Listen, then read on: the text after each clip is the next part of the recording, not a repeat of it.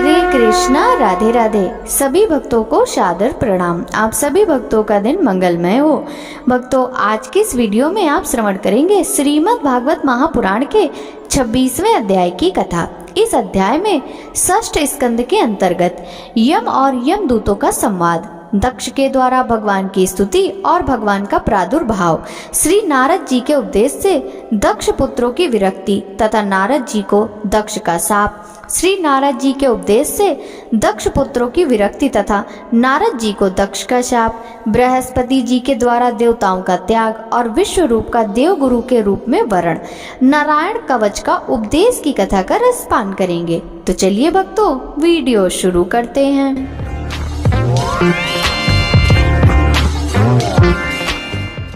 राजा परीक्षित ने पूछा, भगवान, देवादिदेव धर्मराज के वश में सारे जीव हैं और भगवान के पार्षदों ने उन्हीं की आज्ञा भंग कर दी तथा उनके दूतों को अपमानित कर दिया। जब उनके दूतों ने यमपुरी में जाकर उनसे अजामिल का वृतांत कह सुनाया, तब सब कुछ सुनकर उन्होंने अपने दूतों से क्या कहा, ऋषिवर, मैंने पहले यह बात कभी नहीं सुनी कि किसी ने किसी भी कारण से धर्मराज के शासन का उल्लंघन किया हो। भगवान, इस विषय में लोग बहुत संदेह करेंगे और उसका निवारण आपके अतिरिक्त दूसरा कोई नहीं कर सकता, ऐसा मेरा निश्चय है। श्री सुखदेव जी ने कहा, परीक्षित, जब भगवान के पार्षदों ने यमदूत का प्रयत्न विफल कर दिया, तब उन लोगों ने संयमिनीपुरी के स्वामी एवं अपने शासक यमराज के पास जाकर निवेदन किया। यमदूतों ने कहा, प्रभु, संसार के जीव 3 प्रकार के कर्म करते हैं, पाप, पुण्य अथवा दोनों मिश्रित। इन जीवों का उन कर्मों को फल देने वाला शासक संसार में कितने हैं? यदि संसार में दंड देने वाले बहुत से शासक हो तो किसे सुख मिले और किसे दुख, इसकी व्यवस्था एक सी ना हो सकेगी। संसार में कर्म करने वाले अनेक होने के कारण यदि उनके शासक भी अनेक हो तो उन शासकों का शासक पना नाम मात्र का ही होगा। जैसे एक सम्राट के अधीन बहुत से नाम मात्र के सामंत होते हैं, इसलिए हम तो ऐसा समझते हैं कि अकेले आप ही समस्त प्राणियों और उनके स्वामियों के अधीश्वर हैं। आप ही मनुष्यों के पाप और पुण्य के निर्णायक, दंडदाता और शासक है। प्रभु, अब तक संसार में कहीं भी आपके द्वारा नियत किए हुए दंड की अवहेलना नहीं हुई थी, किंतु इस समय 4 अद्भुत सिद्धों ने आपकी आज्ञा का उल्लंघन कर दिया। प्रभु, आपकी आज्ञा से हम लोग एक पापी को यातना गृह की ओर ले जा रहे थे, परंतु उन्होंने बलपूर्वक आपके फंदे काटकर उसे छुड़ा दिया। हम आपसे उनका रहस्य जानना चाहते हैं। यदि आप हमें सुनने का अधिकारी समझे तो कहें। प्रभु, बड़े ही आश्चर्य की बात है कि इधर तो अजामिल के मुंह से नारायण यह शब्द निकला और उधर वे डरो मत कहते हुए झटपट वहां आ पहुँचे। श्री सुखदेव जी कहते हैं, जब दूतों ने इस प्रकार प्रश्न किया, तब देव शिरोमणि प्रजा के शासक भगवान यमराज ने प्रसन्न होकर श्री हरि के चरण कमलों का स्मरण करते हुए उनसे कहा। यमराज ने कहा, दूतों, मेरे अतिरिक्त एक और ही चराचर जगत के स्वामी हैं। उन्हीं में यह संपूर्ण जगत सूत में वस्त्र के समान ओतप्रोता है। उन्हीं के अंश ब्रह्मा, विष्णु और शंकर इस जगत की उत्पत्ति, स्थिति तथा प्रलय करते हैं। उन्हीं ने इस सारे जगत को नथे हुए बैल के समान अपने अधीन कर रखा है। मेरे प्यारे दूतों, जैसे किसान अपने बैलों को पहले छोटी छोटी रस्सियां बांधकर फिर उन रस्सियों को एक बड़ी आड़ी रस्सी में बांध देते हैं, वैसे ही जगदीश्वर भगवान ने ब्रह्मा आदि वर्ण और ब्रह्मचर्य आदि आश्रम रूप छोटी छोटी नाम की रस्सियों में बांधकर फिर सब नामों को वेदवाणी रूप बड़ी रस्सी में बांध रखा है। इस प्रकार सारे जीव नाम एवं कर्म रूप बंधन में बंधे हुए भयभीत होकर उन्हें ही अपना सर्वस्व भेंट कर रहे हैं। दूतों में इंद्र, निरति, वरुण, चंद्रमा, अग्नि, शंकर, वायु, शूर, ब्रह्मा, 12 आदित्य, विश्व देवता, 8 वसु, शाद, 49 मरुद, सिद्ध, 11 रुद्र, रजोगुण और तमोगुण से रहित भृगु आदि प्रजापति और बड़े बड़े देवता सबके सब शत प्रधान होने पर भी उनकी माया के अधीन है। तब भगवान कब क्या किस रूप में करना चाहते हैं, इस बात को कोई नहीं जानते। तब दूसरों की तो बात ही क्या। दूतों, जिस प्रकार घट पट आदि रूपवान पदार्थ अपने प्रकाशक नेत्र को नहीं देख सकते, वैसे ही अंतःकरण में अपने साक्षी रूप से स्थित परमात्मा को कोई भी प्राणी इंद्री, मन, प्राण, हृदय या वाणी आदि किसी भी साधन के द्वारा नहीं जान सकता। वे प्रभु सबके स्वामी और स्वयं परम स्वतंत्र हैं। उन्हीं मायापति पुरुषोत्तम के दूत, उन्हीं के समान परम मनोहर रूप, गुण और स्वभाव से संपन्न होकर इस लोक में प्रायः विचरण किया करते हैं। विष्णु भगवान के सुरपूजित एवं परम अलौकिक पार्षदों का दर्शन बड़ा दुर्लभ है। वे भगवान के भक्त जनों को उनके शत्रुओं से, मुझसे और अग्नि आदि सब विपत्तियों से सर्वथा सुरक्षित रखते हैं। स्वयं भगवान ने ही धर्म की मर्यादा का निर्माण किया है। उसे न तो ऋषि जानते हैं और न देवता या सिद्धगढ़ी। ऐसी स्थिति में मनुष्य, विद्याधर, चारण और असुर आदि तो जान ही कैसे सकते हैं। भगवान के द्वारा निर्मित भागवत धर्म परम शुद्ध और अत्यंत गोपनीय है। उसे जानना बहुत ही कठिन है। जो उसे जान लेता है वह भगवत स्वरूप को प्राप्त हो जाता है। दूतों, भागवत धर्म का रहस्य हम 12 व्यक्ति ही जानते हैं। ब्रह्मा जी, देवर्षि नारद, भगवान शंकर, सनत कुमार, कपिल देव, स्वयंभू मनु, प्रहलाद, जनक, भीष्म पितामह, बलि, सुखदेव जी और मैं यानी धर्मराज। इस जगत में जीवों के लिए बस यही सबसे बड़ा कर्तव्य है, परम धर्म है कि वे नाम कीर्तन आदि उपायों से भगवान के चरणों में भक्ति भाव प्राप्त कर लें। प्रिय दूतों, भगवान के नामोच्चारण की महिमा तो देखो। अजामिल जैसा पापी भी एक बार नामोच्चारण करने मात्र से मृत्युपाश से छुटकारा पा गया। भगवान के गुण, लीला और नामों का भली भांति कीर्तन मनुष्यों के पापों का सर्वथा विनाश कर दे। यह कोई उसका बहुत बड़ा फल नहीं है, क्योंकि अत्यंत पापी अजामिल ने मरने के समय चंचल चित्त से अपने पुत्र का नाम नारायण उच्चारण किया। इस नाम भास मात्र से ही उसके सारे पाप तो छीड़ हो ही गए, मुक्ति की भी प्राप्ति हो गई। बड़े बड़े विद्वानों की बुद्धि कभी भगवान की माया से मोहित हो जाती है। वे कर्मों के मीठे मीठे फलों का वर्णन करने वाली अर्थवाद रूपणी वेदवाणी में ही मोहित हो जाते हैं और यज्ञ यज्ञादि बड़े बड़े कर्मों में ही संलग्न रहते हैं तथा इस सुगमति सुगम भगवान नाम की महिमा को नहीं जानते। ये कितने खेद की बात है। प्रिय दूतों, बुद्धिमान पुरुष ऐसा विचार कर भगवान अनंत में ही संपूर्ण अंतःकरण से अपना भक्ति भाव स्थापित करते हैं। वे मेरे दंड के पात्र नहीं हैं। पहली बात तो यह कि वे पाप करते ही नहीं, परंतु यदि कदाचित संयोगवश कोई पाप बन भी जाए तो उसे भगवान का गुणगान तत्काल नष्ट कर देता है। जो समदर्शी साधु भगवान को ही अपना साध और साधन दोनों समझकर उन पर निर्भर है, बड़े बड़े देवता और सिद्ध उनके पवित्र चरित्रों का प्रेम से गान करते रहते हैं। मेरे दूतों, भगवान की गदा उनकी सदा रक्षा करती है। उनके पास तुम लोग कभी भूल कर भी मत फटकना। उन्हें दंड देने की सामर्थ्य न हम में है और न साक्षात काल में ही। बड़े बड़े परमहंस दिव्य रस के लोभ से संपूर्ण जगत और शरीर आदि से भी अपनी अहता ममता हटाकर अकिंचन होकर निरंतर भगवान मुकुंद के पादार विंद का मकरंद रस पान करते रहते हैं। जो दुष्ट उस दिव्य रस से विमुख है और नरक के दरवाजे घर गृहस्थी की तृष्णा का बोझा बांधकर उसे ढो रहे हैं, उन्हीं को मेरे पास बार बार लाया करो। जिनकी जीभ भगवान के गुणों और नामों का उच्चारण नहीं करती, जिनका चित्त उनके चरणार बिंदों का चिंतन नहीं करता और जिनका सिर एक बार भी भगवान श्री कृष्ण के चरणों में नहीं झुकता, उन भगवत सेवा विमुख पापियों को ही मेरे पास लाया करो। आज मेरे दूतों ने भगवान के पार्षदों का अपराध करके स्वयं भगवान का ही तिरस्कार किया। यह मेरा अपराध है। पुराण पुरुष भगवान नारायण हम लोगों का यह अपराध क्षमा करें। हम अज्ञानी होने पर भी उनके निर्जन और उनकी आज्ञा पाने के लिए अंजलि बांधकर सदा उत्सुक रहते हैं। अतः परम महिमा मान्वित भगवान के लिए यही योग्य है कि वे क्षमा कर दें। मैं उन सर्वांत अंतर्यामी एक रस अनंत प्रभु को नमस्कार करता हूँ।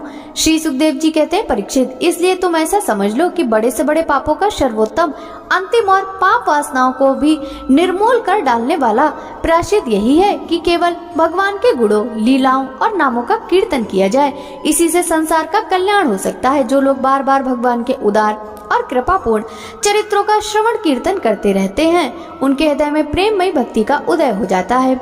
उस भक्ति से जैसे आत्म शुद्धि होती है, वैसी कृष्ण चंद्रायण आदि व्रतों से नहीं होती। जो मनुष्य भगवान श्री कृष्ण चंद्र के चरणारविंद मकरंद रस का लोभी भ्रमर है, वह स्वभाव से ही माया के अपात रम दुखद पहले से ही छोड़े हुए विषयों में फिर नहीं मरता। किंतु जो लोग उस दिव्य रस से विमुख हैं, कामनाओं ने जिनकी विवेक बुद्धि पर पानी फेर दिया, वे अपने पापों का मार्जन करने के लिए पुनः प्रायश्चित रूप कर्म ही करते हैं। इससे होता यह है कि उनके कर्मों की वासना मिटती नहीं और वे फिर वैसे ही दोष कर बैठते हैं। परीक्षित, जब यमदूतों ने अपने स्वामी धर्मराज के मुख से इस प्रकार भगवान की महिमा सुनी और उसका स्मरण किया, तब उनके आश्चर्य की सीमा न रही। तभी से वे धर्मराज की बात पर विश्वास करके अपने नाश की आशंका से भगवान के आश्रित भक्तों के पास नहीं जाते, और तो क्या वे उनकी ओर आंख उठाकर देखने में भी डरते हैं। प्रिय परीक्षित, यह इतिहास परम गोपनीय, अत्यंत रहस्यमय है। मलय पर्वत पर विराजमान भगवान अगस्त्य जी ने श्री हरि की पूजा करते समय मुझे यह सुनाया था। राजा परीक्षित ने पूछा, भगवान आपने संक्षेप में इस बात का वर्णन किया है कि स्वयंभू मनवंतर में देवता, असुर, मनुष्य, सर्प और पशु पक्षी आदि की सृष्टि कैसी हुई। अब मैं उसी का विस्तार जानना चाहता हूँ। प्रकृति आदि कारणों के भी परम कारण भगवान अपनी जिस शक्ति से जिस प्रकार से उसके बाद की सृष्टि करते हैं, उसे जानने की मेरी इच्छा है। सूत जी कहते हैं, सौनक आदि ऋषियों, परम योगी व्यास नंदन श्री सुखदेव जी ने राजर्षि परीक्षित का यह सुंदर प्रश्न सुनकर उनका अभिनंदन किया और इस प्रकार कहा। श्री सुखदेव जी ने कहा, राजा, प्राचीन बहिर के 10 लड़के जिनका नाम प्रचेता था, जब समुद्र से बाहर निकले तब उन्होंने देखा कि हमारे पिता के निवृत्ति परायण हो जाने से सारी पृथ्वी पेड़ों से घिर गई है। उन्हें वृक्षों पर बड़ा क्रोध आया। उनके तपोबल ने तो मानो क्रोध की आग में आहुति ही डाल दी। बस उन्होंने वृक्षों को जला डालने के लिए अपने मुख से वायु और अग्नि की सृष्टि की।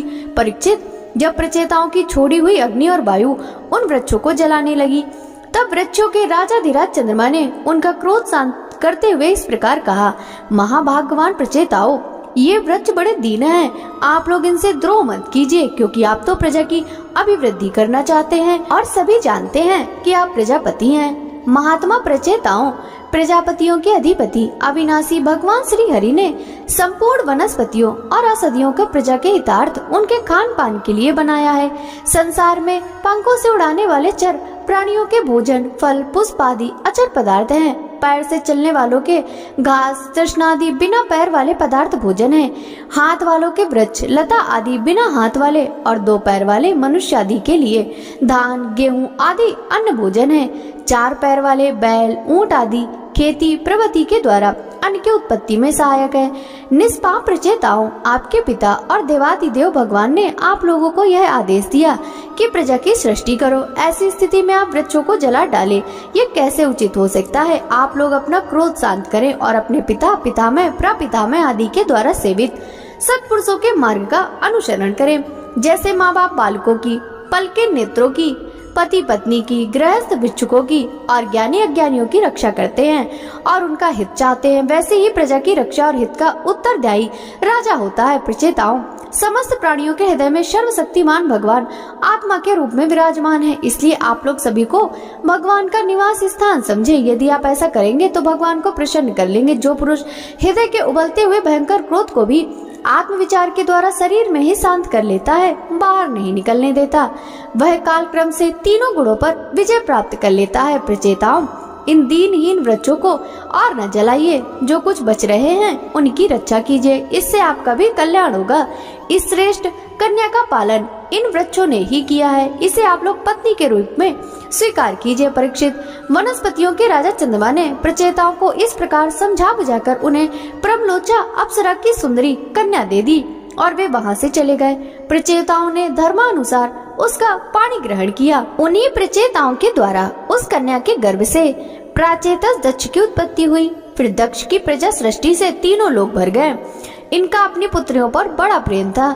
इन्होंने जिस प्रकार अपने संकल्प और वीर से विविध प्राणियों की सृष्टि की, वह मैं सुनाता हूँ, तुम सावधान होकर सुनो। परीक्षित, पहले प्रजापति दक्ष ने जल थल और आकाश में रहने वाले देवता, असुर और मनुष्य आदि प्रजा की सृष्टि अपने संकल्प से ही की।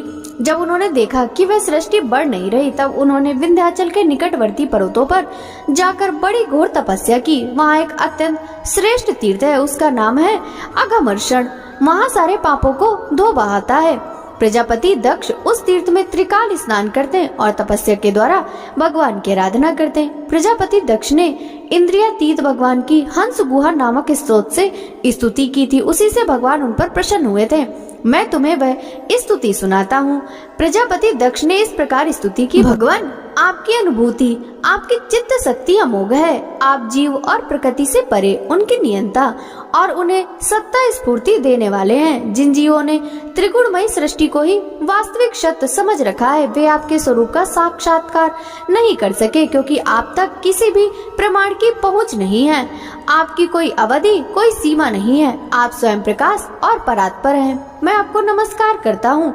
यो तो जीव और ईश्वर एक दूसरों के सखा हैं तथा इसी शरीर में इकट्ठे ही निवास वास करते हैं, परंतु जीव सर्वशक्तिमान आपके सख्य भाव को नहीं जानता। ठीक वैसे ही जैसे रूप, रस, गंध आदि विषय अपने प्रकाशित करने वाली नेत्र, घ्राण आदि इंद्रिय वृत्तियों को नहीं जानते, क्योंकि आप जीव और जगत के दृष्टा हैं, दृष्ट नहीं महेश्वर।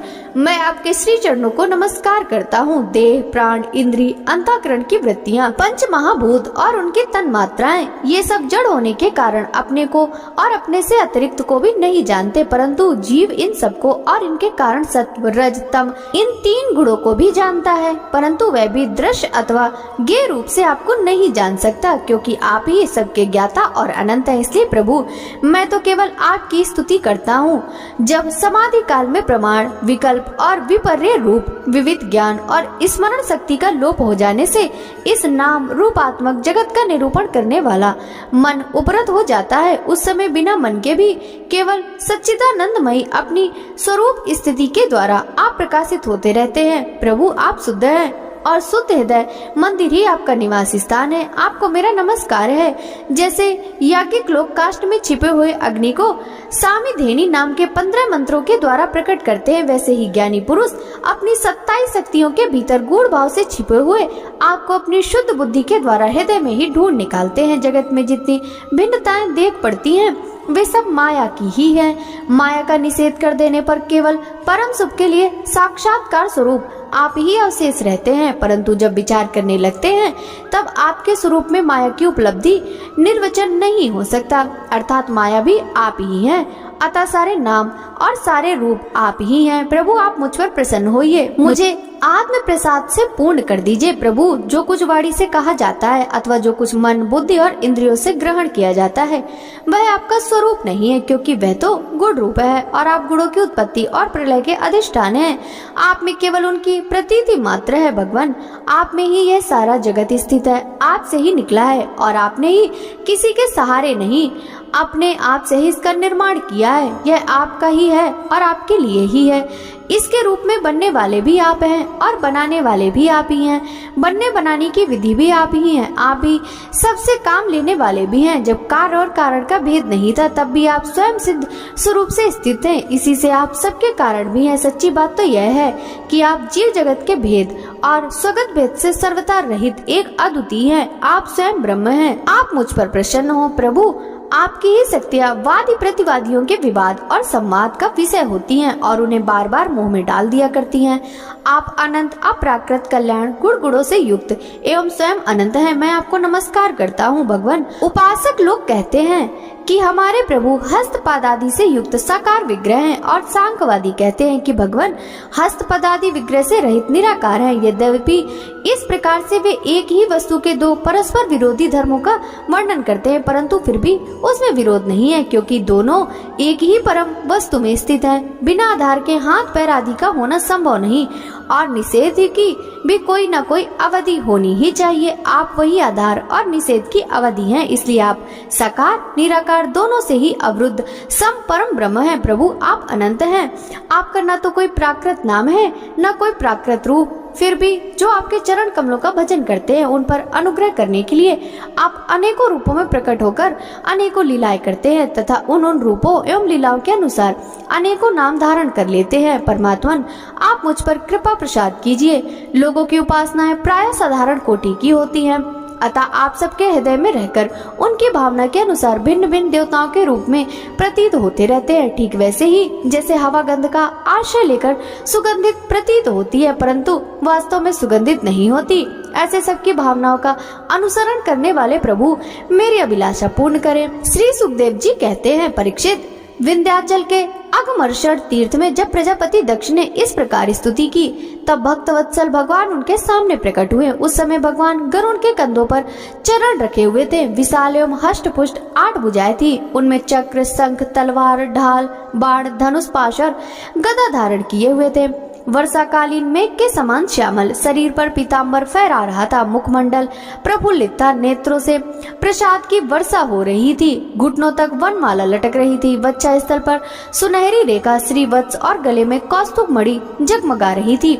बहुमूल किरीट, कंगन, मकराकृत कुंडल, करदनी, अंगूठी, कड़े, निपुर और बाजूबंद अपने अपने स्थान पर सुशोभित थे। त्रिभुवनपति भगवान ने त्रैलोक विमोहन रूप धारण कर रखा था। नारद, नंद, सुनंद आदि पार्षद उनके चारों ओर खड़े थे। इंद्र आदि देवेश्वर गण स्तुति कर रहे थे तथा सिद्ध, गंधर्व और चारण भगवान के गुणों का गान कर रहे थे। यह अत्यंत आश्चर्यमय और अलौकिक रूप देखकर दक्ष प्रजापति कुछ सहम गए। प्रजापति दक्ष ने आनंद से भरकर भगवान के चरणों में साष्टांग प्रणाम किया। जैसे झरने के जल से नदियां भर जाती है, वैसे ही परमानंद के उद्रेक से उनकी एक एक इंद्री भर गई और आनंद परवश हो जाने के कारण वे कुछ भी बोल ना सके। परीक्षित, प्रजापति दक्ष अत्यंत नम्रता से झुककर भगवान के सामने खड़े हो गए। भगवान सबके हृदय की बात जानते ही हैं। उन्होंने दक्ष प्रजापति की भक्ति और प्रजा वृद्धि की कामना देखकर उनसे यो कहा। शिव भगवान ने कहा, परम भाग्यवान दक्ष, अब तुम्हारी तपस्या सिद्ध हो गई, क्योंकि मुझ पर श्रद्धा करने से तुम्हारे हृदय में मेरे प्रति परम प्रेम भाव का उदय हो गया है। प्रजापति, तुमने इस विश्व की वृद्धि के लिए तपस्या की है, इसलिए मैं तुमसे प्रसन्न हूँ, क्योंकि यह मेरी ही इच्छा है कि जगत के समस्त प्राणी अभिवृद्ध और समृद्ध हो। ब्रह्मा, शंकर, तुम्हारे जैसे प्रजापति, स्वयंभू आदि मनु तथा इंद्रादि देवेश्वर, ये सब मेरी विभूतियां हैं और सभी प्राणियों की अभिवृद्धि करने वाले हैं। ब्राह्मण, तपस्या मेरा हृदय है, विद्या शरीर है, कर्म आकृति है, यज्ञ अंग है, धर्म मन है और देवता प्राण है। जब यह सृष्टि नहीं थी तब केवल मैं ही था, और वह भी निष्क्रिय रूप में, बाहर भीतर कहीं भी और कुछ न था। न तो कोई दृष्टा था और न कोई दृश्य, मैं केवल ज्ञान स्वरूप और अव्यक्त था। ऐसा समझ लो मानो सब और सुसुप्ति ही सुसुप्ति छा रही हो। प्रिय दक्ष, मैं अनंत गुणों का आधार एवं स्वयं अनंत हूँ।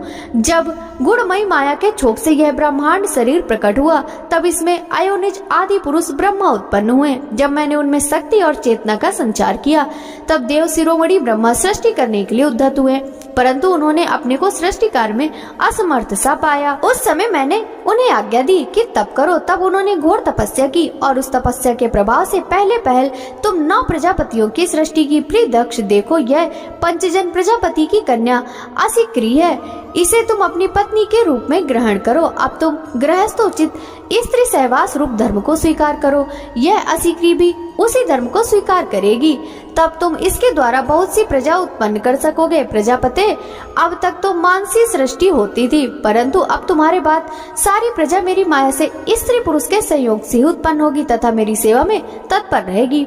श्री सुखदेव जी कहते हैं, विश्व के जीवन दाता भगवान श्री हरि यह कहकर दक्ष के सामने ही इस प्रकार अंतर ध्यान हो गए, जैसे स्वप्न में देखी हुई वस्तु स्वप्न टूटते ही लुप्त हो जाती है। श्री सुखदेव जी कहते हैं, परीक्षित, भगवान के शक्ति संचार से दक्ष प्रजापति परम समर्थ हो गए थे। उन्होंने पंचजन की पुत्री अशिक्री से हर्यश्व नाम के 10,000 पुत्र उत्पन्न किए। राजन, दक्ष के ये सभी पुत्र एक आचरण और एक स्वभाव के थे। जब उनके पिता दक्ष ने उन्हें संतान उत्पन्न करने की आज्ञा दी, तब वे तपस्या करने के विचार से पश्चिम दिशा की ओर गए। पश्चिम दिशा में सिंधु नदी और समुद्र के संगम पर नारायण सर नाम का एक महान तीर्थ है। बड़े बड़े मुनि और सिद्ध पुरुष वहाँ निवास करते हैं। नारायण सर में स्नान करते ही हर्यश्वों के अंतःकरण शुद्ध हो गए। उनकी बुद्धि भागवत धर्म में लग गई। फिर भी अपने पिता दक्ष की आज्ञा से बंधे होने के कारण वे उग्र तपस्या ही करते रहे। जब देवर्षि नारद ने देखा कि भागवत धर्म में रुचि होने पर भी ये प्रजा वृद्धि के लिए ही तत्पर है, तब उन्होंने उनके पास आकर कहा, अरे हर्यश्वो, तुम प्रजापति तो हो, वास्तव में तो तुम लोग मूर्ख ही हो। बतलाओ तो, जब तुम लोगों ने पृथ्वी का अंत नहीं देखा, जब सृष्टि करोगे तो बड़े खेद की बात है। देखो, एक ऐसा देश है जिसमें एक ही पुरुष है, एक ऐसा बिल है जिससे बाहर निकलने का रास्ता ही नहीं है, एक ऐसी स्त्री है जो बहुरूपणी है, एक ऐसा पुरुष है जो व्यभिचारिणी का पति है, एक ऐसी नदी है जो आगे पीछे दोनों ओर बहती है, एक ऐसा विचित्र घर है जो 25 पदार्थों से बना है, एक ऐसा हंस है जिसकी कहानी बड़ी विचित्र है, एक ऐसा चक्र है जो छुरे एवं वज्र से बना हुआ है और अपने आप घूमता रहता है। मूर्ख हर्यश्वो, जब तुम लोग अपनी सर्वज्ञ पिता के उचित आदेश को समझ नहीं लोगे और इन उपर्युक्त वस्तुओं को देख नहीं लोगे, तब तक उनके अनुसार सृष्टि कैसे कर सकोगे। श्री सुखदेव जी कहते हैं, परीक्षित, हर्यश्व जन्म से बड़े ही बुद्धिमान थे। वे देवर्षि नारद की यह पहेली, ये गूढ़ वचन सुनकर अपनी बुद्धि से स्वयं ही विचार करने लगे। देवर्षि नारद का कहना तो सच है। यह लिंग शरीर है जिससे साधारण जीव कहते हैं, पृथ्वी है, यही आत्मा का आदि बंधन है। इसका अंत बिना देखे मोक्ष के अनुपयोगी कर्मों में लगे रहने से क्या लाभ। सचमुच ईश्वर एक ही है। वह जागृत आदि तीनों अवस्थाएं उनके अभिमानियों से भिन्न, उनका साक्षी तुरी है, वही सबका आश्रय है, परंतु उसका आश्रय कोई नहीं है, वही भगवान है। उस प्रकृति आदि से अतीत नित्य मुक्त परमात्मा को देखे बिना भगवान के प्रति असमर्पित कर्मों से जीव को क्या लाभ। जैसे मनुष्य बिल रूप पाताल में प्रवेश करके वहां से लौट नहीं पाता, वैसे ही जीव जिसको प्राप्त होकर फिर संसार में नहीं लौटता, जो स्वयं अंतर ज्योति स्वरूप है, उस परमात्मा को जाने बिना विनाशवान स्वर्ग आदि फल देने वाले कर्मों को करने से क्या लाभ। यह अपनी बुद्धि ही बहुरूपणी और सत्व रज आदि गुणों को धारण करने वाली व्यभिचारिणी स्त्री के समान है। इस जीवन में इसका अंत जाने बिना, विवेक प्राप्त किए बिना अशांति को अधिक बढ़ाने वाले कर्म करने का क्या प्रयोजन है। यह बुद्धि ही कुलटा स्त्री के समान है। इसके संग से जीव रूप पुरुष का ऐश्वर्य, इसकी स्वतंत्रता नष्ट हो गई। इसके पीछे पीछे वहाँ कुलटा स्त्री के पति की भांति न जाने कहाँ भटक रहा है। इसकी विभिन्न गतियाँ चालों को जाने बिना ही विवेक रहित कर्मों से क्या सिद्ध मिलेगी। माया ही दोनों ओर बहने वाली नदी है। यह सृष्टि भी करती है और प्रलय भी। जो लोग इससे निकलने के लिए तपस्या, विद्या आदि का तट का सहारा लेने लगते हैं, उन्हें रोकने के लिए क्रोध, अहंकार आदि के रूप में वह और भी वेग से बहने लगती है। जो पुरुष उसके वेग से विवश एवं अनभिज्ञ है, वह माइक कर्मों से क्या लाभ उठावेगा। ये 25 तत्व ही एक अद्भुत घर है। पुरुष उनका आश्चर्यमय आश्रय है, वही समस्त कार्य कारणात्मक जगत का अधिष्ठाता है। यह बात न जानकर सच्चा स्वतंत्र प्राप्त किए बिना ही झूठी स्वतंत्रता से किए जाने वाले कर्म व्यर्थ ही हैं। भगवान का स्वरूप बतलाने वाला शास्त्र हंस के समान निर्चीर विवेकी है। वह बंध, मोक्ष, चेतन और जड़ को अलग अलग करके दिखा देता है। ऐसा अध्यात्म शास्त्र रूप हंस का आश्रय छोड़कर उसे जाने बिना बहिर्मुख बनाने वाले कर्मों से लाभ ही क्या। यह काल एक चक्र है, यह निरंतर घूमता रहता है। इसकी धार छुरे और वज्र के समान तीखी है और यह सारे जगत को अपनी ओर खींच रहा है। इसको रोकने वाला कोई नहीं, यह परम स्वतंत्र है। यह बात न जानकर कर्मों के फल को नित्य समझकर जो लोग सकाम भाव से उनका अनुष्ठान करते हैं, उन्हें उन अनित्य कर्मों से क्या लाभ होगा। शास्त्र ही पिता है, क्योंकि दूसरा जन्म शास्त्र के द्वारा ही होता है और उसका आदेश कर्मों में लगना ही उनसे निवृत्त होना है। इसे जो नहीं जानता, वह गुणमय शब्द आदि विषयों पर विश्वास कर लेता है। अब वह कर्मों से निवृत्त होने की आज्ञा का पालन भला कैसे कर सकता है। परीक्षित, हर्यश्व ने एक मत से यही निश्चय किया कि नारद जी की परिक्रमा करके वे उस मोक्ष पथ के पथिक बन गए, जिस पर चलकर फिर लौटना नहीं पड़ता। इसके बाद देवर्षि नारद स्वर ब्रह्म में संगीत लहरी में अभिव्यक्त हुए भगवान श्री कृष्णचंद्र के चरण कमलों में अपने चित्त को अखंड रूप से स्थिर करके लोक लोकांतरों में विचरने लगे। परीक्षित, जब दक्ष प्रजापति को मालूम हुआ कि मेरे शीलवान पुत्र नारद के उपदेश से कर्तव्यच्युत हो गए हैं, तब वे शोक से व्याकुल हो गए। उन्हें बड़ा पश्चाताप हुआ। सचमुच अच्छी संतान का होना भी शोक का ही कारण है। ब्रह्मा जी ने दक्ष प्रजापति को बड़ी सांत्वना दी। तब उन्होंने पंचजन नंदिनी अशिक्री के गर्भ से 1000 पुत्र और उत्पन्न किए। उनका नाम था सबलाश्व। वे भी अपने पिता दक्ष प्रजापति की आज्ञा पाकर प्रजा सृष्टि के उद्देश्य से तप करने के लिए उसी नारायण सरोवर पर गए, जहाँ पर उनके बड़े भाइयों ने सिद्धि प्राप्त की थी। सबलाश्व ने वहां जाकर उस सरोवर में स्नान किया। स्नान मात्र से ही उनके अंतःकरण के सारे मल धुल गए। अब वे परम ब्रह्म स्वरूप प्रणव का जप करते हुए महान तपस्या में लग गए। कुछ महीनों तक केवल जल और कुछ महीनों तक केवल हवा पीकर ही उन्होंने हम नमस्कार पूर्वक ओंकार स्वरूप भगवान नारायण का ध्यान करते हैं, जो विशुद्ध चित्त में निवास करते हैं, सबके अंतर्यामी हैं तथा सर्वव्यापक एवं परमहंस स्वरूप हैं। इस मंत्र का अभ्यास करते हुए मंत्राधिपति भगवान की आराधना की। परीक्षित, इस प्रकार दक्ष के पुत्र सबलाश्व प्रजा सृष्टि के लिए तपस्या में संलग्न थे। उनके पास भी देवर्षि नारद आए और उन्होंने पहले के समान ही कूट वचन कहे। उन्होंने कहा, प्रजापति दक्ष के पुत्रों, मैं तुम लोगों को उपदेश करता हूँ, उसे सुनो। तुम लोग तो अपने भाइयों से बड़ा प्रेम करते हो, इसीलिए उनके मार्ग का अनुसंधान करो। जो धर्मज्ञ भाई अपने बड़े भाइयों के श्रेष्ठ मार्ग का अनुसरण करता है वही सच्चा भाई है। वह पुण्यवान पुरुष परलोक में मरुद गणों के साथ आनंद भोगता है। परीक्षित, शबलाशुओं को इस प्रकार उपदेश देकर देवर्षि नारद वहां से चले गए और उन लोगों ने भी अपने भाइयों के मार्ग का अनुगमन किया, क्योंकि नारद जी का दर्शन कभी व्यर्थ नहीं जाता। वे उस पद के पथिक बने जो अंतर्मुखी वृत्ति से प्राप्त होने योग अत्यंत सुंदर और भगवत प्राप्ति के अनुकूल हैं। वे बीती हुई रात्रियों के समान न तो उस मार्ग से अब तक लौटे हैं और न आगे लौटेंगे ही। दक्ष प्रजापति ने देखा कि आजकल बहुत से अपशकुन हो रहे हैं। उनके चित्त में पुत्रों के अनिष्ट की आशंका हो आई। इतने में ही उन्हें मालूम हुआ कि पहले की भांति अब की बार भी नारद जी ने मेरे पुत्रों को चौपट कर दिया। उन्हें अपने पुत्रों की कर्तव्यच्युत से बड़ा शोक हुआ और वे नारद जी पर बड़े क्रोधित हुए।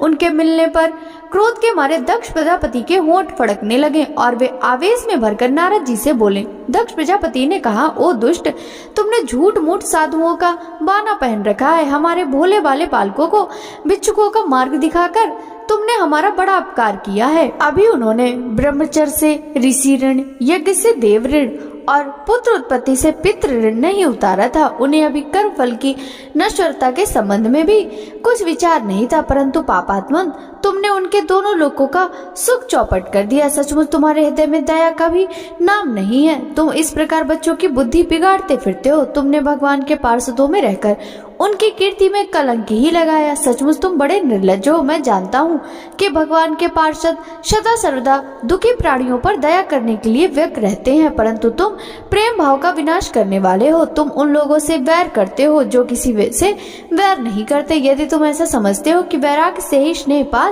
विषय शक्ति का बंधन कर सकता है तो तुम्हारा यह विचार ठीक नहीं है, क्योंकि तुम्हारे जैसे झूठ मूठ वैराग का स्वांग भरने वालों से किसी को वैराग नहीं हो सकता। नारद, मनुष्य विषयों का अनुभव किए बिना ही उनकी कटुता नहीं जान सकता, इसलिए उनकी दुख रूपता का अनुभव होने पर भी स्वयं जैसा वैराग्य होता है वैसा दूसरों के बहकाने से नहीं होता। हम लोग सद्गृहस्थ हैं और अपनी धर्म मर्यादा का पालन करते हैं। एक बार पहले भी तुमने हमारा असह्य अपकार किया था, तब हमने उसे सहन कर लिया था। तुम तो हमारी वंश परंपरा का उच्छेद करने पर ही उतारू हो रहे हो। तुमने फिर हमारे साथ वही दुष्टता का व्यवहार किया, इसलिए मुड़ जाओ, लोक लोकांतरों में भटकते रहो, कहीं भी तुम्हारे लिए ठहरने को ठौर नहीं होगी। श्री सुखदेव जी कहते हैं, परीक्षित, संत शिरोमणि देवर्षि नारद ने बहुत अच्छा कहकर दक्ष का शाप स्वीकार कर लिया।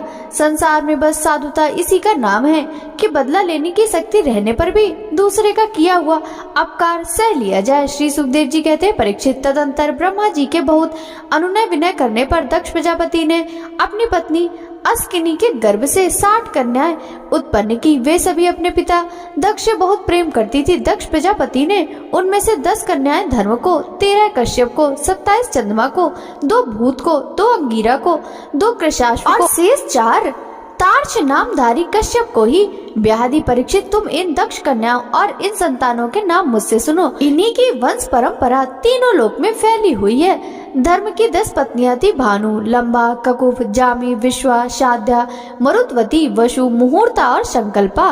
इनके पुत्रों के नाम सुनो। राजन, भानु का पुत्र देव ऋषभ और उसका इंद्रसेन था। लंबा का पुत्र हुआ विद्योत और मेकड़। ककुफ का पुत्र हुआ संकट, उसका कीकट, और कीकट के पुत्र हुए पृथ्वी के संपूर्ण कीलों के अभिमानी देवता। जामी के पुत्र का नाम था स्वर्ग और उसका पुत्र हुआ नंदी। विश्वा के विश्वदेव, उनके कोई संतान न हुई। साध्या से 7 गढ़ हुए और उनका पुत्र हुआ अर्ध सिद्धि। मरुत्वती के 2 पुत्र हुए, मरुत्वान और जयंत। जयंत भगवान वासुदेव के अंश हैं, जिन्हें लोग उपेंद्र भी कहते हैं। मुहूर्ता से मुहूर्त के अभिमानी देवता उत्पन्न हुए। ये अपने अपने मुहूर्तों में जीवों को उनके कर्मानुसार फल देते हैं। संकल्पा का पुत्र हुआ संकल्प और उसका काम। वसु के पुत्र 8 वसु हुए। उनके नाम मुझसे सुनो। द्रोण, प्राण, ध्रुव, अर्क, अग्नि, दोष, वसु और विभा वसु। द्रोण की पत्नी का नाम है अभिमति। उससे हर्ष, शोक, भय आदि के अभिमानी देवता उत्पन्न हुए। प्राण की पत्नी ऊर्जस्वती के गर्भ से सह, आयु और पुरुजव नाम के 3 पुत्र हुए। ध्रुव की पत्नी धरणी ने अपने नगरों के अभिमानी देवता उत्पन्न किए। अर्क की पत्नी वासना के गर्भ से तर्ष आदि पुत्र हुए। अग्नि नामक वसु की पत्नी धारा के गर्भ से द्रविड़क आदि बहुत से पुत्र उत्पन्न हुए। कृतिका पुत्र स्कंद भी अग्नि से उत्पन्न हुए। उनसे विशाखा आदि का जन्म हुआ। दोष की पत्नी सरवरी के गर्भ से शिशुमार का जन्म हुआ। वह भगवान का कला अवतार है। वसु की पत्नी अंगिरसी से शिल्प कला के अधिपति विश्वकर्मा जी हुए। विश्वकर्मा से उनकी भार्या कृति के गर्भ से चाक्षुष मनु हुए और उनके पुत्र विश्वदेव एवं शातगढ़ हुए। विभा वसु की पत्नी उषा से 3 पुत्र हुए, विष्ट, रोचिस और आतप। उनमें से आतप के पंचयाम नामक पुत्र हुआ। उसी के कारण सजीव अपने अपने कार्यों में लगे रहते हैं। भूत की पत्नी दक्ष नंदिनी ससरूपा से कोटि कोटि रुद्रगण उत्पन्न हुए। इनमें से रैवत, अज, भव, भीम, वाम, उग्र, वृषाकपि, अजैकपाद, अहिपुरधन्य, बहुरूप और महान ये 11 मुख हैं। भूत की दूसरी पत्नी भूता से भयंकर भूत और विनायक आदि का जन्म हुआ। ये सब 11वें प्रधान रुद्र महान के पार्षद हुए। अंगिरा प्रजापति की धर्म पत्नी स्वधा ने पितृगण को उत्पन्न किया और दूसरी पत्नी सती ने अर्धवांगी रस नामक वेद को ही पुत्र रूप में स्वीकार कर लिया। कृशाश्व की पत्नी अर्ची से धूमकेश का जन्म हुआ और घिषणा से 4 पुत्र हुए, वेदशिरा, देवल, वयुन और मनु। तार्च नामधारी कश्यप की 4 स्त्रियां थी, विनुता, कद्रु, पतंगी और यामिनी। पतंगी से पक्षियों का, यामिनी से सलभों का जन्म हुआ। विनिता के पुत्र गरुड़ हुए, ये ही भगवान विष्णु के वाहन है। विनिता के ही दूसरे पुत्र अरुण हैं, जो भगवान सूर्य के सारथी हैं। कद्रु से अनेक नाग उत्पन्न हुए। परीक्षित, कृतिका आदि 27 नक्षत्र अभिमानिनी देवियां चंद्रमा की पत्नियां हैं। रोड़ी से विशेष प्रेम करने के कारण चंद्रमा को दक्ष ने शाप दिया, जिससे उन्हें क्षय रोग हो गया था। उन्हें कोई संतान नहीं हुई। उन्होंने दक्ष को फिर से प्रसन्न करके कृष्ण पक्ष की क्षीर कलाओं के शुक्ल पक्ष में पूर्ण होने का वर तो प्राप्त कर लिया। अब तुम कश्यप पत्नियों के मंगल नाम सुनो। वे लोक माताएं हैं, उन्हीं से यह सारी सृष्टि उत्पन्न हुई है। उनके नाम है अदिति, दिति, दनु, काष्ठा, अरिष्टा, सुरसा, ईला, मुनि, क्रोधवशा, ताम्रा, शुरभि, शर्मा और तिमि। इनमें तिमि के पुत्र हैं जलचर जंतु और शर्मा के बाघ आदि हिंसक जीव हैं। सुरभि के पुत्र हैं भैंस, गाय तथा दूसरे 2 खुरों वाले पशु। ताम्रा की संतान है बाज, गीद आदि शिकारी पक्षी। मुनि से अप्सराएं उत्पन्न हुई। क्रोधवशा के पुत्रों में सांप, बिच्छू आदि विषैले जंतु, ईला से वृक्ष, लता आदि वृक्षों में उत्पन्न होने वाली वनस्पतियां और सुरसा से यातुधान यानी कि राक्षस, अरिष्टा से गंधर्व और काष्ठा से घोड़े आदि 1 खुर वाले पशु उत्पन्न हुए। धनु के 61 पुत्र हुए। उनमें से प्रधान के नाम सुनो।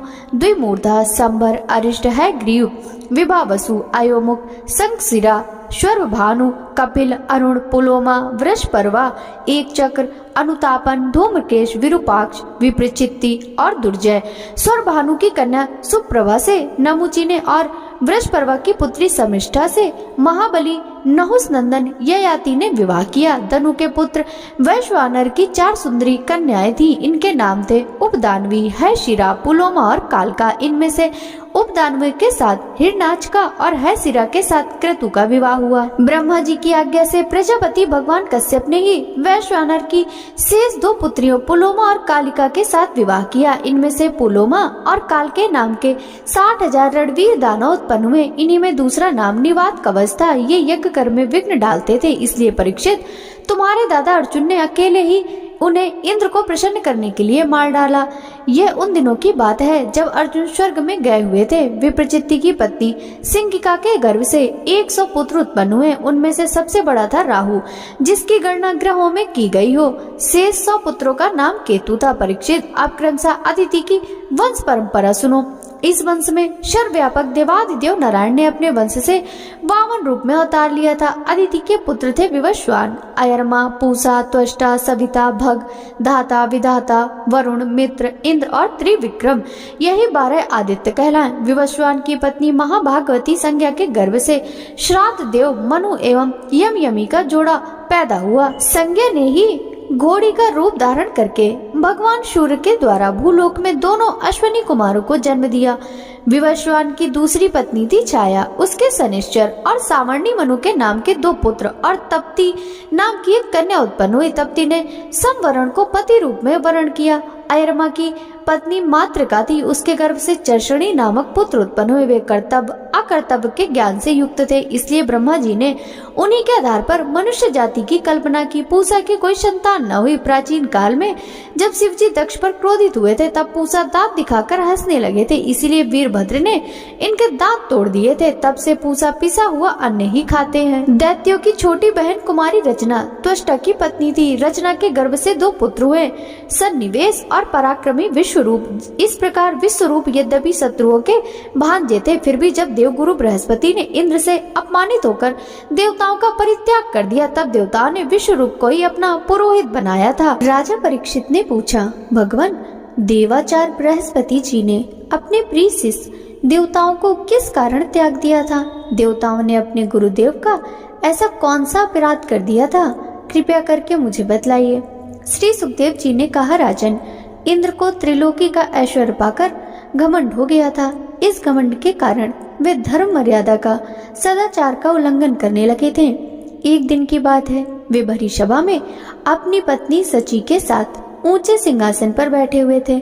49 मरुदगढ़, 8 वसु, 11 रुद्र, आदित्य, ऋभुगढ़, विश्वदेव, शातगढ़ और दोनों अश्विनी कुमार उनकी सेवा में उपस्थित थे। सिद्ध, चारण, गंधर्व, ब्रह्मवादी, मुनिगढ़, विद्याधर, अप्सराएं, किन्नर, पक्षी और नाग उनकी सेवा और स्तुति कर रहे थे। सब और ललित स्वर से देवराज इंद्र की कीर्ति का गान हो रहा था। ऊपर की ओर चंद्रमंडल के समान सुंदर श्वेत छत्र शोभायमान था। चवर, पंखे आदि महाराज राज उचित सामग्रियां यथा स्थान सुसज्जित थी। इस दिव्य समाज में देवराज बड़े ही सुशोभित हो रहे थे। इसी समय देवराज इंद्र और समस्त देवताओं के परम आचार्य बृहस्पति जी वहां आए। उन्हें सुर असुर सभी नमस्कार करते हैं।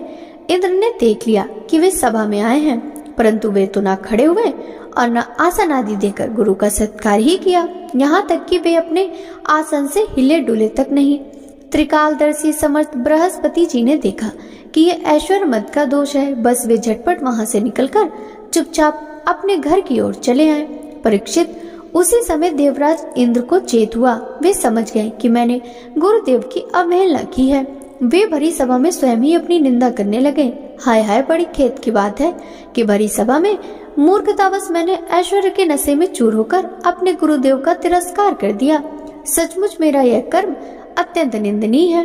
भला कौन विवेकी पुरुष इस स्वर्ग की राज लक्ष्मी को पाने की इच्छा करेगा? देखो तो सही, आज इसी ने मुझ देवराज को भी असुरों के से रजुगुड़ी भाव से भर दिया। जो लोग यह कहते हैं कि सार्वभौम राज सिंहासन पर बैठा हुआ सम्राट किसी के आने पर राज सिंहासन से न उठे, वे धर्म का वास्तविक स्वरूप नहीं जानते। ऐसा उपदेश करने वाले कुमार्ग की ओर ले जाने वाले हैं। वे स्वयं घोर नरक में गिरते हैं। उनकी बात पर जो लोग विश्वास करते हैं वे पत्थर की नाव की तरह डूब जाते हैं। मेरे गुरुदेव बृहस्पति जी ज्ञान के अथाह समुद्र हैं। मैंने बड़ी सठता की। अब मैं उनके चरणों में अपना माथा टेक कर उन्हें मनाऊंगा। परीक्षित, देवराज इंद्र इस प्रकार सोच ही रहे थे कि भगवान बृहस्पति जी अपने घर से निकलकर योग बल से अंतर्ध्यान हो गए। देवराज इंद्र ने अपने गुरुदेव को बहुत ढूंढवाया, परंतु उनका कहीं पता न चला। तब वे गुरु के बिना अपने को सुरक्षित न समझकर देवताओं के साथ अपनी बुद्धि के अनुसार स्वर्ग की रक्षा का उपाय सोचने लगे, परंतु वे कुछ सोच न सके। उनका चित्त अशांत ही बना रहा। परीक्षित, दैत्यों को भी देवगुरु बृहस्पति और देवराज इंद्र की अनबन का पता लग गया। तब उन मदोन्मत्त और आततायी असुरों ने अपने गुरु शुक्राचार्य के आदेशानुसार देवताओं पर विजय पाने के लिए धावा बोल दिया। उन्होंने देवताओं पर इतने तीखे तीखे बाणों की वर्षा की कि उनके मस्तक, जंघा, बाहु आदि अंग कट कट कर गिरने लगे। तब इंद्र के साथ सभी देवता सिर झुकाकर ब्रह्मा जी की शरण में गए। स्वयं भूयम समर्थ ब्रह्मा जी ने देखा कि देवताओं की तो सचमुच बड़ी दुर्दशा हो रही है, अतः उनका हृदय अत्यंत करुणा से भर गया।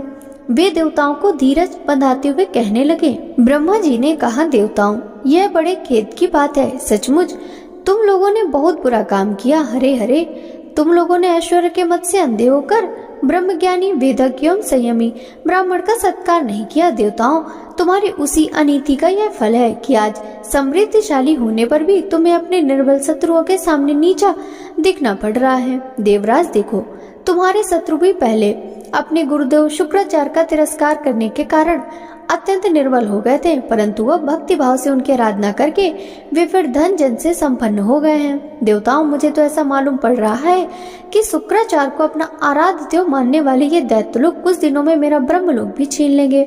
भृगुवंशियों ने इन्हें अर्थशास्त्र की पूरी शिक्षा दे रखी है। ये जो कुछ करना चाहते हैं उसका भेद तुम लोगों को नहीं मिल पाता।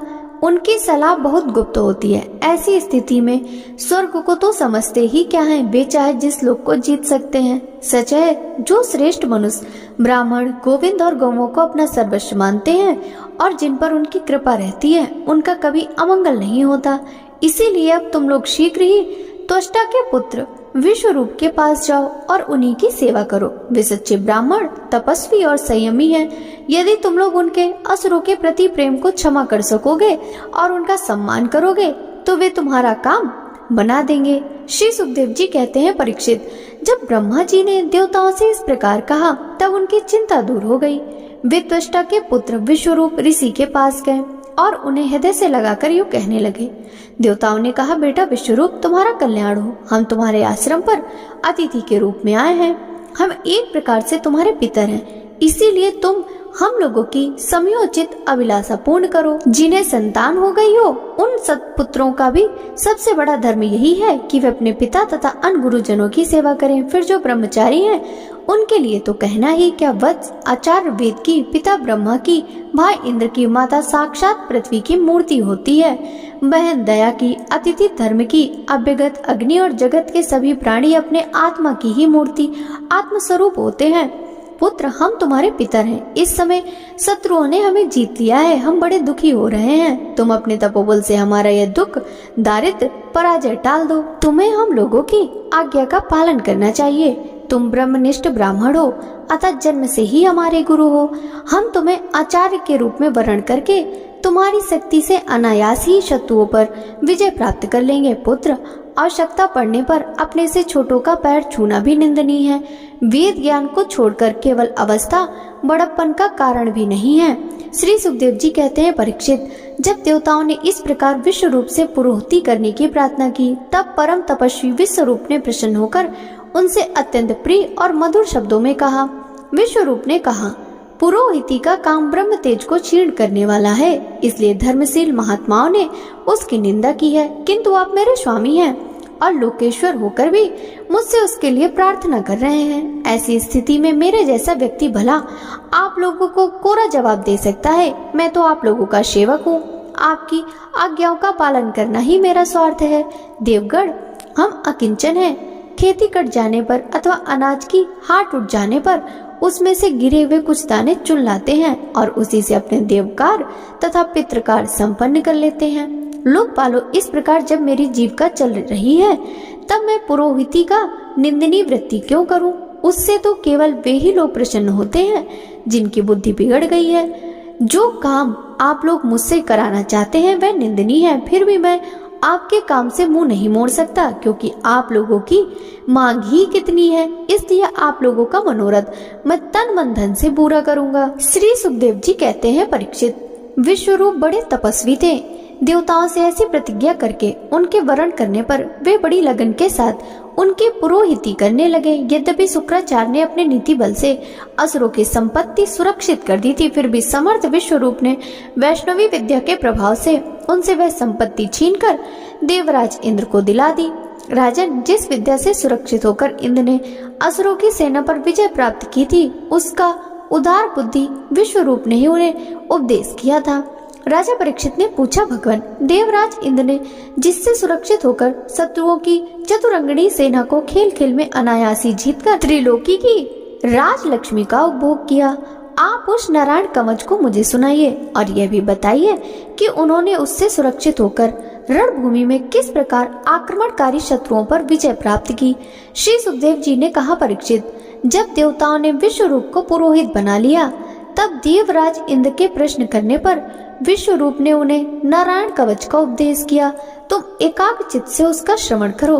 विश्वरूप ने कहा, देवराज इंद्र, भय का अवसर उपस्थित होने पर नारायण कवच धारण करके अपने शरीर की रक्षा कर लेनी चाहिए। उसकी विधि यह है कि पहले हाथ पैर धोकर आचमन करे, फिर हाथ में कुश की पवित्री धारण करके उत्तर मुख करके बैठ जाएं। इसके बाद कवच धारण पर्यंत और कुछ न बोलने का निश्चय करके पवित्रता से ओम नमो नारायणा और ओम नमो भगवते वासुदेवाय इन मंत्रों के द्वारा हृदयादि अंग न्यास तथा अनुष्ठान आदि कर न्यास करें। पहले ओम नमो नारायणा इस अष्टाक्षर मंत्र के ओम आदि 8 अक्षरों का क्रमशः पैरों, घुटनों, जांघों, पेट, हृदय, वक्षा स्थल, मुख और सिर में न्यास करें, अथवा पूर्वोक्त मंत्र के मकार से लेकर ओंकार पर्यंत 8 अक्षरों का सिर से आरंभ करके उन्हीं 8 अंगों में विपरीत क्रम से न्यास करें। तदंतर ओम नमो भगवते वासुदेवाय इस द्वादशाक्षर मंत्र के ओम आदि 12 अक्षरों का दाई तर्जनी से बाई तर्जनी तक दोनों हाथ की 8 उंगलियों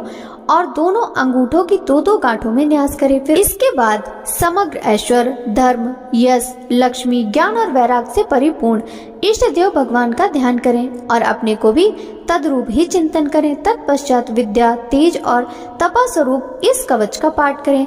भगवान श्री हरि गरुड़ जी की पीठ पर अपने चरण कमल रखे हुए हैं। आदिमादि 8 सिद्धियां उनकी सेवा कर रही हैं। 8 हाथों में शंख, चक्र, ढाल, तलवार, गदा, बाण, धनुष, पास धारण किए हुए हैं। वही ओमकार स्वरूप प्रभु सब प्रकार से सब लोग से मेरी रक्षा करें। मत्स्य मूर्ति भगवान जल के भीतर जल जंतुओं से और वरुण के पास में मेरी रक्षा करें। माया से ब्रह्मचारी का रूप धारण करने वाले वामन भगवान इस स्थल पर और विश्व रूप त्रिविक्रम भगवान आकाश में मेरी रक्षा करें। जिनके घोर अट्टहास से सब दिशाएं गूंज उठी हैं और गर्भवती दैत पत्नियों के गर्भ गिर गए थे। वे दैत योधपतियों के शत्रु भगवान नरसिंह किले, जंगल, रणभूमि आदि विकट स्थानों से मेरी रक्षा करें।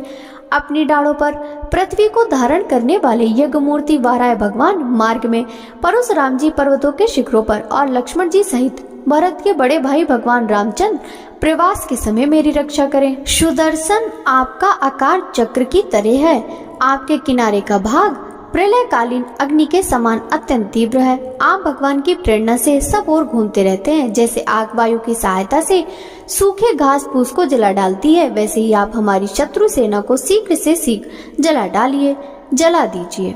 कामोद की गदा आपसे छूटने वाली चिंगारियों का स्पर्श वज्र के समान असह्य है। आप भगवान अजीत की प्रिया हैं और मैं उनका सेवक हूँ, इसलिए आप कुष्मांड, विनायक, यक्ष, राक्षस, भूत और प्रेतादि ग्रहों को अभी कुचल डालिए तथा मेरे शत्रुओं को चूर चूर कर दीजिए।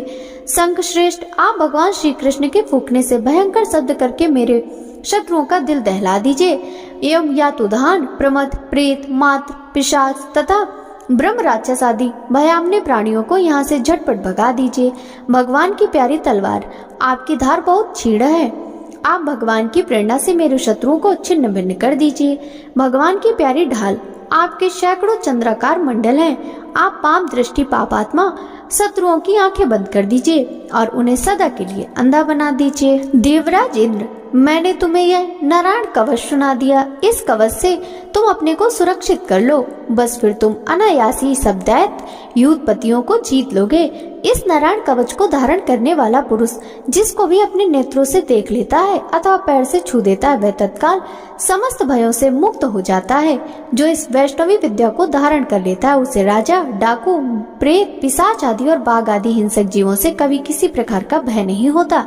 देवराज, प्राचीन काल की बात है, एक कौशिकी गोत्री ब्राह्मण ने इस विद्या को धारण करके योग धारणा से अपना शरीर मरुभूमि में त्याग दिया।